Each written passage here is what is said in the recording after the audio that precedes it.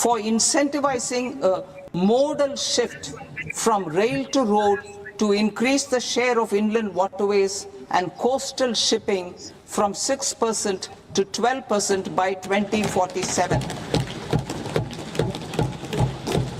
To enhance last mile and remote connectivity and promote tourism, I propose to give incentives to indigenize manufacturing of seaplanes. A seaplane VGF scheme will be also introduced to provide support for operations. Carbon capture, utilization and storage. Aligning with the roadmap launched in December 2025, the carbon capture, utilization and storage technologies at scale will achieve higher readiness and an end-use application across 5 industrial sectors, including power, steel, cement, refineries, and chemicals. An outlay crore is proposed over the next 5 years for this purpose. City economic regions. Cities are India's engines of growth, innovation, and opportunities. We shall now focus on Tier 2, Tier 3 cities, and even temple towns, which need modern infrastructure and basic amenities. This budget aims to further amplify the potential of cities to deliver the economic power of agglomerations by mapping city economic regions based on their specific growth drivers. An allocation of 5,000 crore per CER over 5 years is proposed for implementing their plans through a challenge mode with a reform-cum-result-based financing mechanism.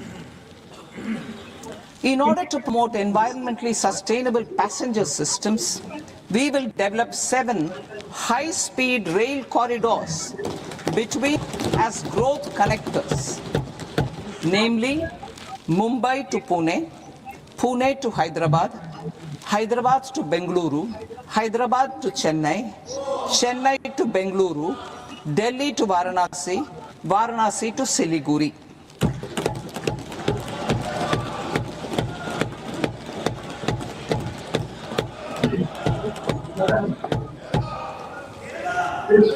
Financial sector. The Indian banking sector today is characterized by strong balance sheet, historic highs in profitability, improved asset quality, and coverage exceeding 98% of villages in the country. At this juncture, we are well placed to future evaluate the measures needed to continue on the path of reform-led growth of this sector. I propose setting up a high-level committee for Vikasit Bharat, high-level committee on banking for Vikasit Bharat, to comprehensively review the sector and align it with India's next phase of growth, while safeguarding financial stability, inclusion, and consumer protection. The vision for NBFCs for Vikasit Bharat has been outlined with clear targets for credit disbursement and technology adoption. In order to achieve scale and improve efficiency in the public sector NBFCs, as a first step, it is proposed to restructure the Power Finance Corporation and Rural Electrification Corporation. I propose a comprehensive review of the foreign exchange management non-debt instruments rules to create a more contemporary, user-friendly framework for foreign investments consistent with India's evolving economic priorities. Corporate bond market. To introduce a market-making framework with suitable access to funds and derivatives on corporate bond indices. I also propose to introduce total return swaps on corporate bonds. Municipal bonds. To encourage the issuance of municipal bonds of higher value by larger cities, I propose an incentive of 100 crore rupees for a single bond issuance 100 crore rupees for a single bond issuance of more than 1,000 crore. The current scheme under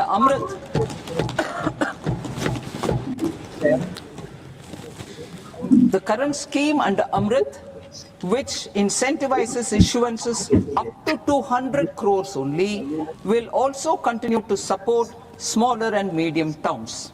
That will also continue to support the smaller and medium towns. Ease of doing business. Individual persons, PROI, will be permitted to invest in equity instruments of listed Indian companies. It is also proposed to increase the investment limit for an individual PROI under the scheme from 5% to 10%, with an overall investment limit for all individual PROIs to 24% from the current 10%. Emerging including AI. 21st century is technology driven. Adoption of technology is for the benefit of all people. Farmers in the field, women in STEM, youth keen to skill, and Divyangjan to access newer opportunities. The government has taken several steps to support new technologies through AI mission, National Quantum Mission, Anusandhan, National Research Fund, and Research and Development and Innovation Fund. Our second kartav is and build capacities. Close to 25 crore individuals have come out of multi-dimensional poverty through a decade of our government's sustained and reform-oriented efforts.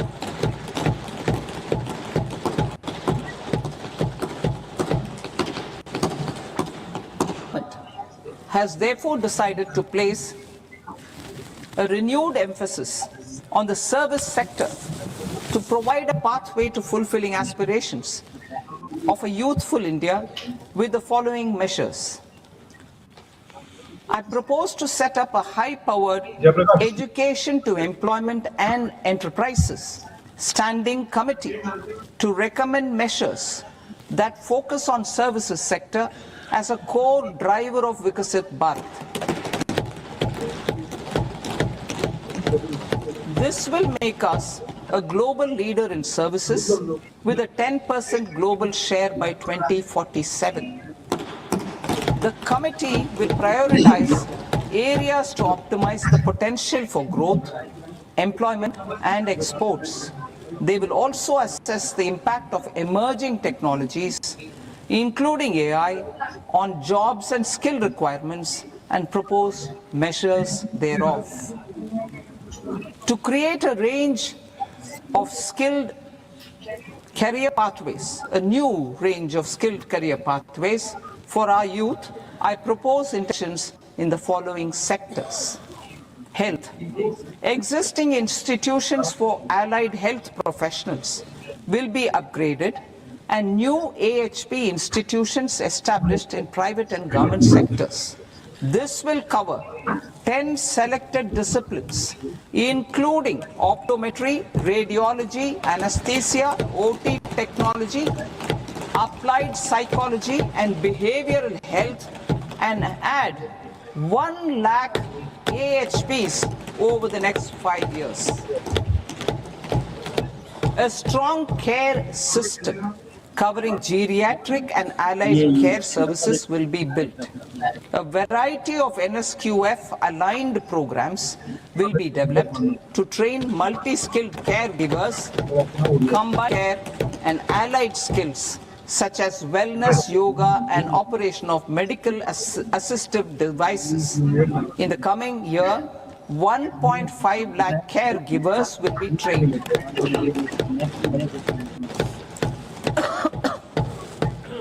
Hubs for medical value tourism.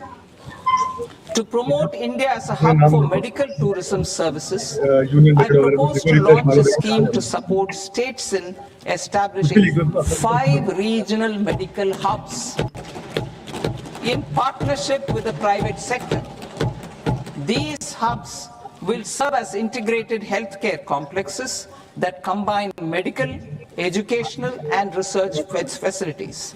They will have Ayush centers, medical value tourism facilitation centers and infrastructure for diagnostics, post-care and rehabilitation. These hubs will provide diverse opportunities, job opportunities for health professionals, including doctors and AHPs. Ancient Indian yoga, already respected in several parts of the world, was given a mass global recognition when Honorable Prime Minister took it to the UN. Post-COVID, Ayurveda gained a similar global acceptance and recognition. Exporting quality Ayurveda products helps farmers who grow the herbs and youth who process the products. To meet growing global demand, a few more steps are being taken. I propose to 1. Set up 3 new All India Institutes of Ayurveda. 2. Upgrade Ayush pharmacies and drug testing labs for higher standards of certification ecosystem and make available more skilled personnel. 3.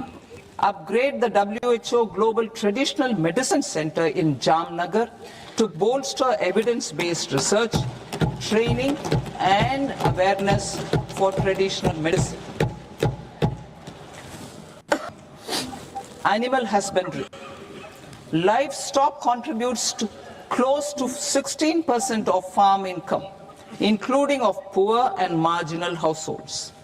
To scale up availability of veterinary professionals by more than 20,000, I propose to roll out a loan-linked capital subsidy support scheme for establishment of veterinary and para-veterinary colleges, veterinary hospitals, diagnostic laboratories, and breeding facilities in private sector.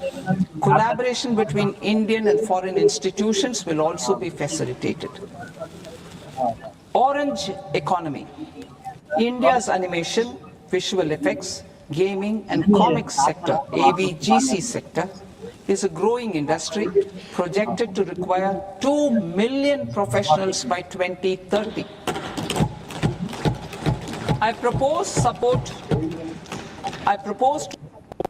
the Indian Institute of Creative Technologies, Mumbai, in setting up AVGC content creator labs in 15,000 secondary schools all over the country and 500 colleges. The industry is expanding rapidly and yet there is a shortage of Indian designers. I propose to establish through Challenge Route a new National Institute of Design to boost design education and development in eastern region of India. Education. Our government will support states through Challenge Route in creating 5 university townships in the vicinity of major industrial and logistics corridors. These planned academic zones will host multiple universities, colleges and research institutions, skill centers and residential complexes. In higher education, STEM institutions, prolonged hours of study and laboratory work pose some challenges for girl students. Through VGF, Viability Gap Funding and capital support, 1 girls' hostel will be established in every district.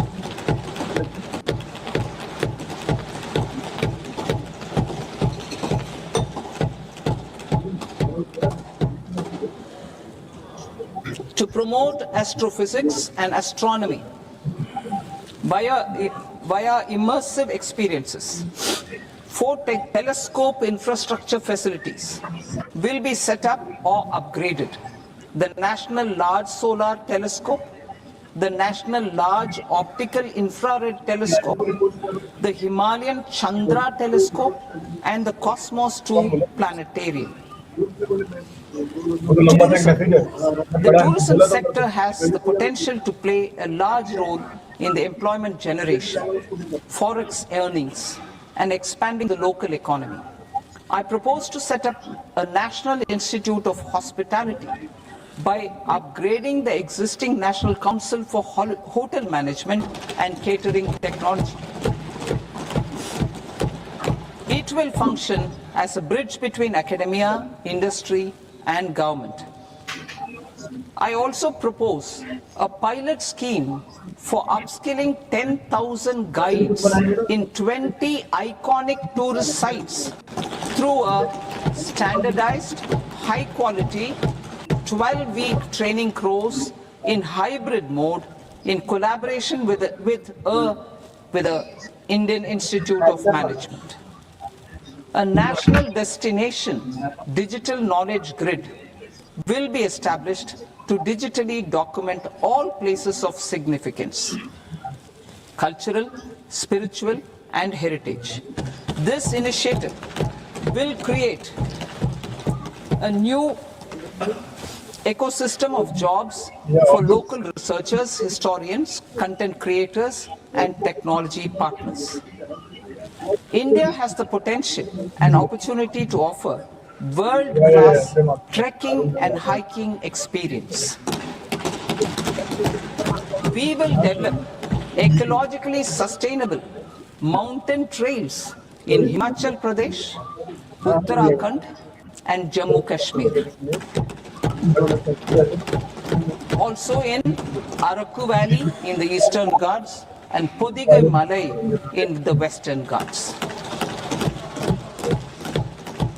Turtle trails along key nesting sites in the coastal areas of Odisha, Karnataka, and Kerala. And 3 bird watching trails along the Pulikat Lake in Andhra Pradesh, Tamil Nadu. It's on the border.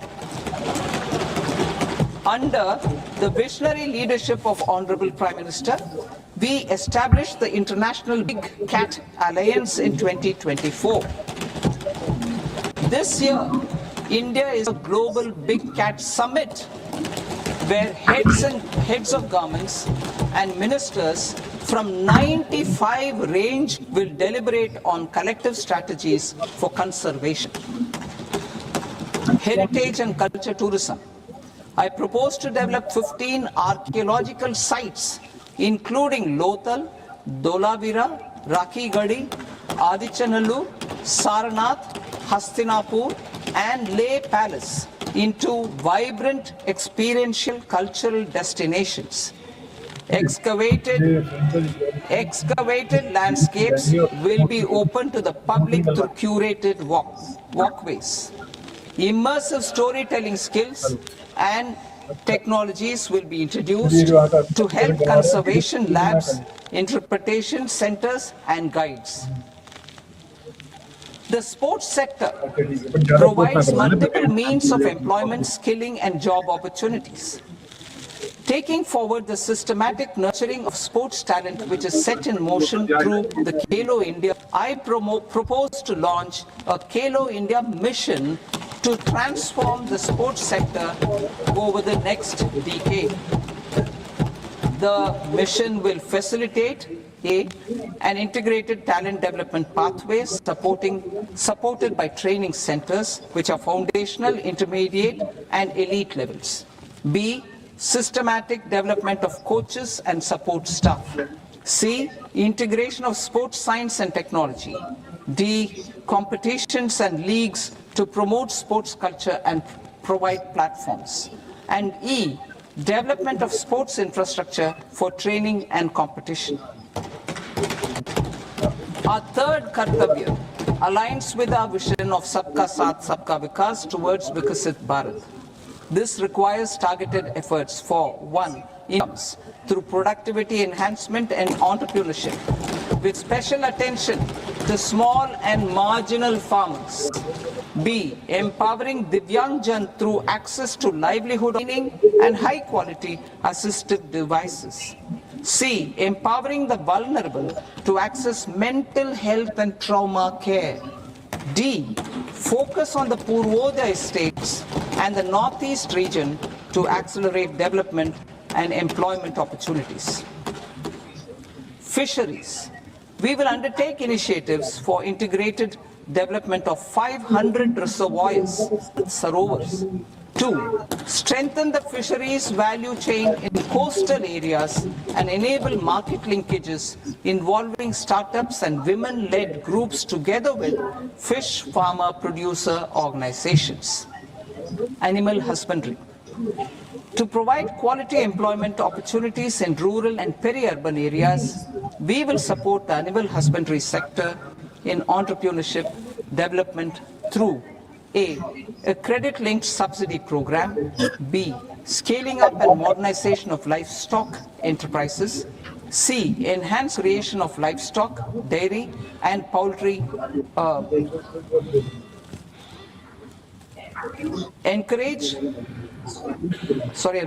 Enhanced creation of livestock, dairy and poultry focused integrated value chains. And D. Encourage creation of livestock farmer producer organizations. High value agriculture. To diversify farm outputs, increase productivity, enhance farmers' incomes, and create new employment opportunities, we will support high-value crops such as coconut, sandalwood, cocoa, cashew in the coastal areas, agar trees in northeast, and nuts such as almonds, walnuts, and pine nuts in our hilly regions. These, all of them, will be supported. India is the world's largest producer of coconuts. About 30 million people, including nearly 10 million farmers, depend on coconuts for their livelihood.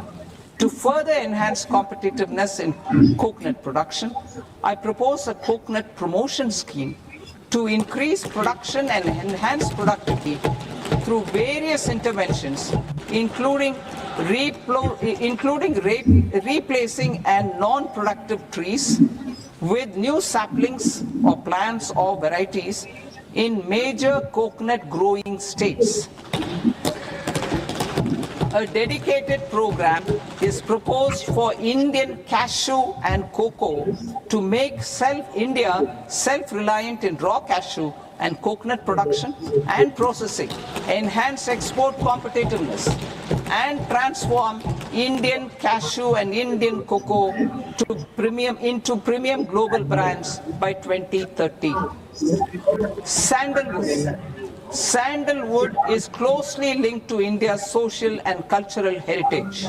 Our government will partner with state governments to promote focused cultivation and post-harvest processing to restore the glory of the Indian sandalwood ecosystem, to rejuvenate old, low-yielding orchards, and expand high-density cultivation of walnuts, almonds, and pine nuts.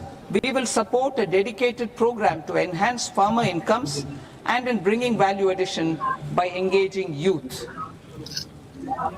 Bharat Vistar, that is virtually integrated system to access agricultural resources.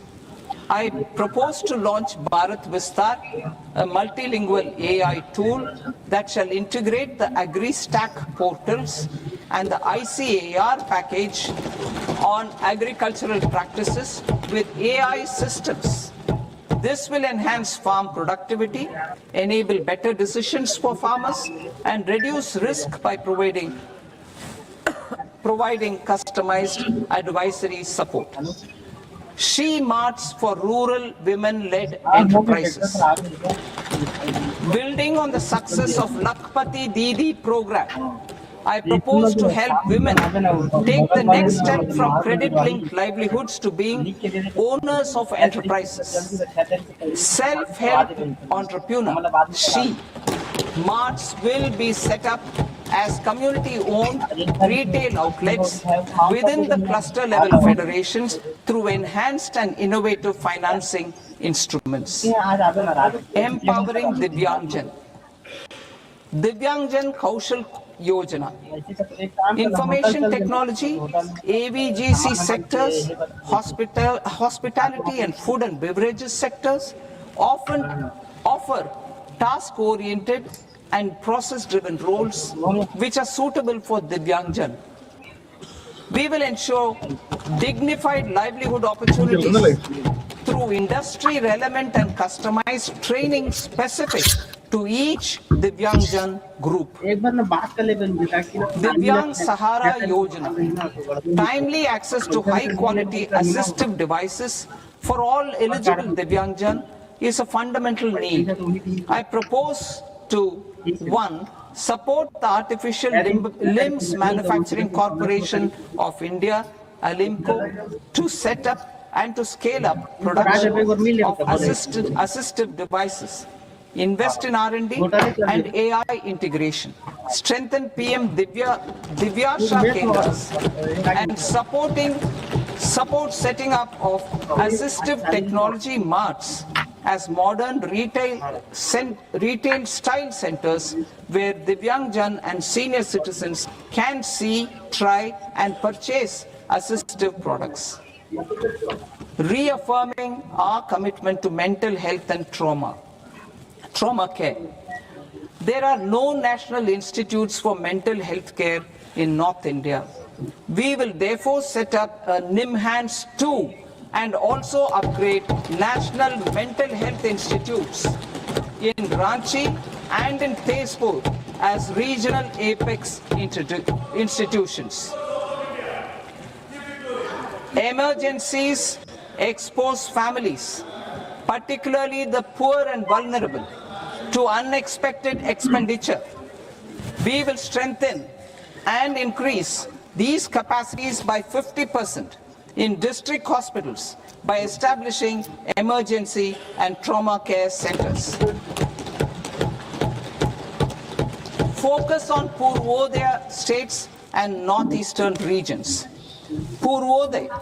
I propose the development of an integrated East Coast industrial corridor with a well-connected node at Durgapur, creation of 5 tourism destinations in 5 Purvodaya states, and the provision of 4,000 e-buses.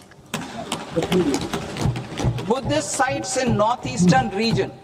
The northeastern region is a civilizational confluence of Theravada and Mahayana or Vajrayana traditions.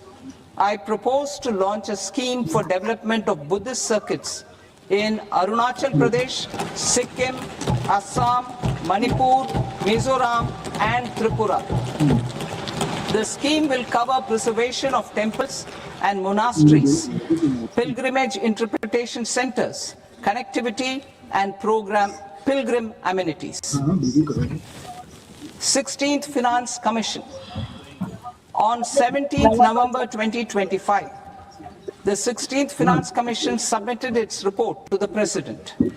As mandated under Article 81 of the Constitution, the government is to lay the report along with the explanatory memorandum on the action taken report on the recommendations of the Commission in Parliament, which, Sir, Honourable Speaker, you've allowed me to do at the commencement of this session. The government has accepted the recommendation of the Commission to retain the vertical share of devolution at 41%. As recommended by the Commission, I have provided 1.4 lakh crores of rupees to the states for the year 2026-2027 as Finance Commission grants. These include rural and urban local body and disaster management grants. Fiscal consolidation. Government has been delivering on our fiscal commitments consistently without compromising on social needs. To strive towards accepted standards of fiscal management in Budget 25-26, I had indicated that the central government would target reaching a debt to GDP ratio of 50 plus or minus 1% by 2030-31. The debt to GDP ratio is estimated to be 55.6% of GDP in BE 26-27, compared to 56.1% of GDP in RE 25-26. A declining debt to GDP ratio will gradually free up resources, priority sector lending and expenditure by reducing the outgo on interest payments. One of the main operational instruments for debt targeting is the fiscal deficit. I am happy to inform this august House that I fulfilled my commitment made in 2021-2022 to reduce fiscal deficit below 4.5% of GDP by 25-26. In RE 25-26, the fiscal deficit has been estimated at par with BE of 2025-26 at 4.4% of GDP. In line with the new fiscal prudence path of debt consolidation, the fiscal deficit in BE 26-27 is estimated to be 4.3% of the GDP.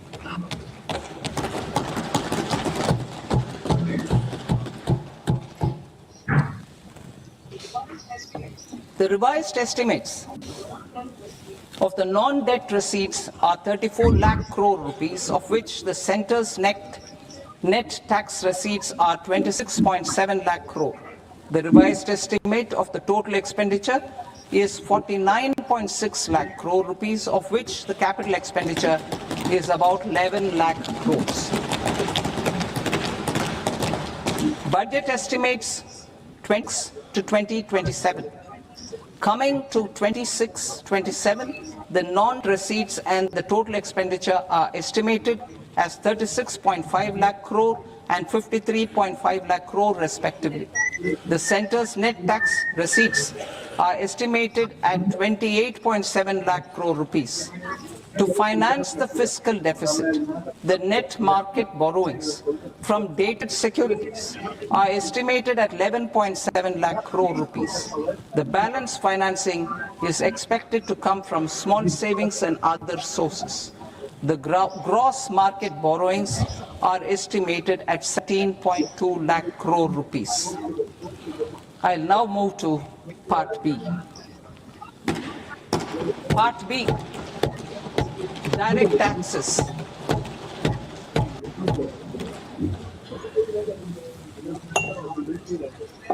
Honorable Speaker, sir, I now present my proposals on direct taxes.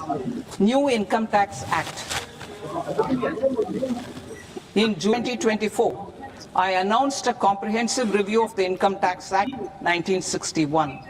This was completed in a record time, and the Income Tax Act 2025 will come into effect from 1st April 2026.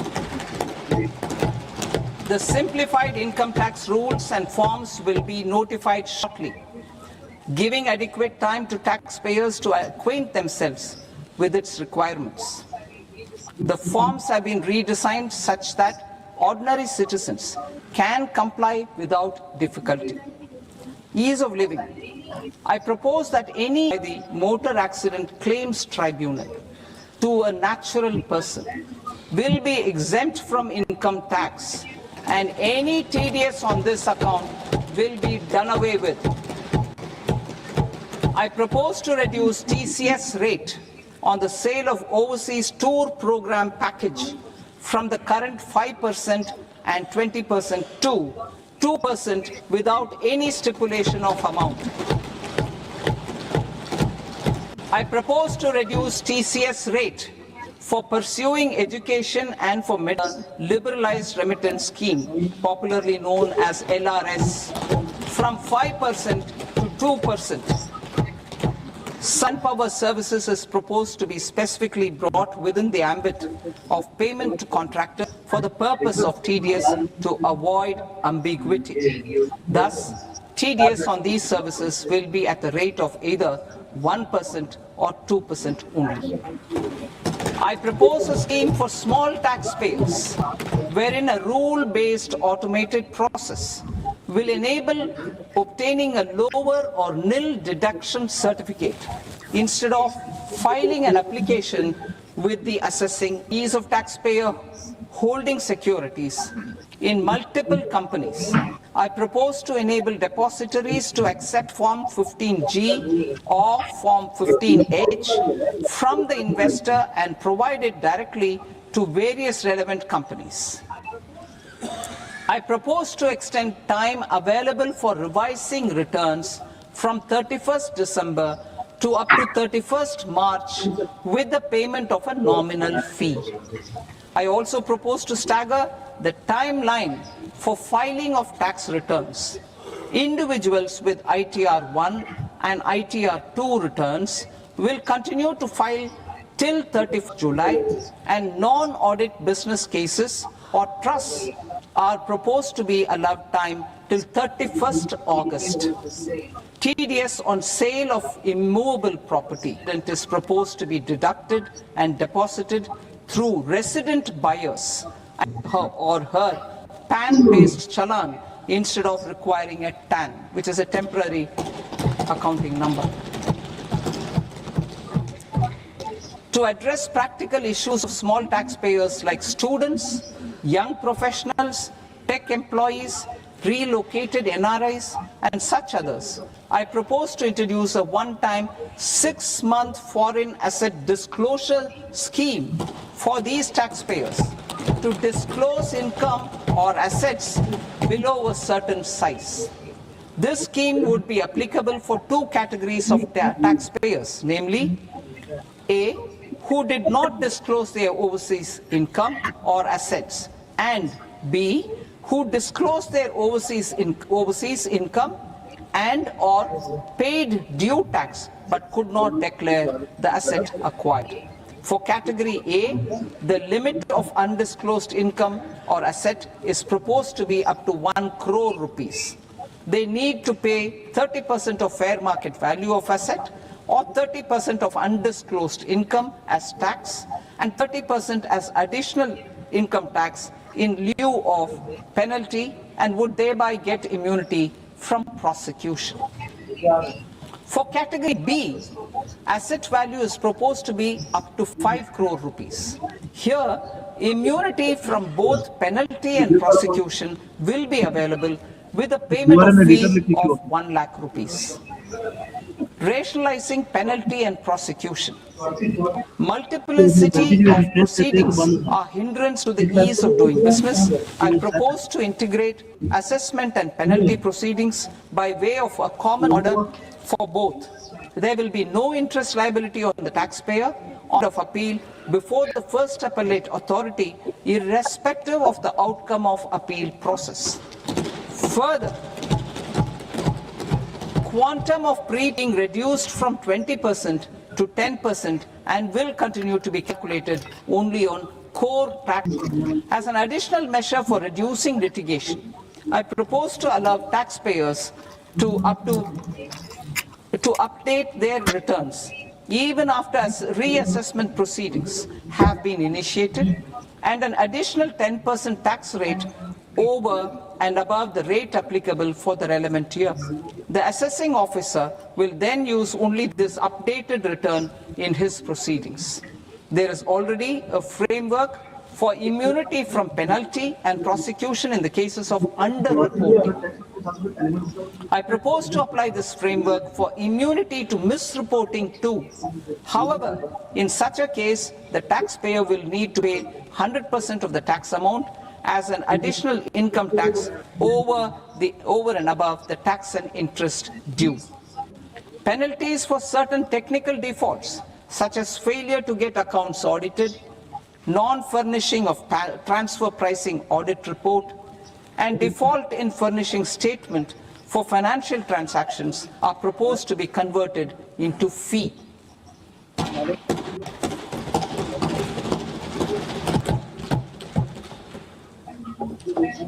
I propose to rationalize prosecution framework under Income Tax Act while maintaining a careful balance for deterrence in some serious offence.